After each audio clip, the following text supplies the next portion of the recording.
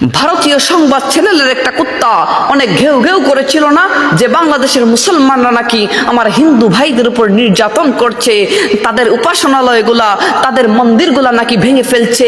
এখন যে পানি ছাড়ার কারণে শত শত মন্দির ডুবে গেছে, শত শত মসজিদ ডুবে গেছে, শত শত মাদ্রাসা পানির নিচে তলিয়ে গেছে। যদি তারা আপনার ভালোর জন্যই কথা বলে থাকতো, এখন কেন কথা বলে না?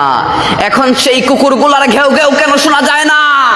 এরা আপনারও ভালোর জন্য কথা বলে না, আমারও ভালোর জন্য কথা বলে না। এরা হচ্ছে এমন লোক যারা রাম আর রহিমের মধ্যে ঝগড়া বাঁধানোর জন্য গোপনে বিন বাজায়।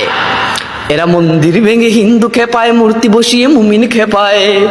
এরা মন্দির ভেঙে হিন্দু খেপায়, মূর্তি বসিয়ে মুমিন খেপায়। রাম রহিমের ঝগড়া বাঁধাতে গোপনে বাজায় বিন, রাম রহিমের ঝগড়া বাঁধাতে গোপনে বাজায় বিন। এরা আর কেউ নয়, এরা পিতৃ পরিচয়হীন। এরা জারজ সন্তান, এরা পিতৃ পরিচয়হীন। এরা আর কেউ নয়, এরা পিতৃ পরিচয়হীন। এরা জারজ সন্তান, এরা পিতৃ পরিচয়হীন।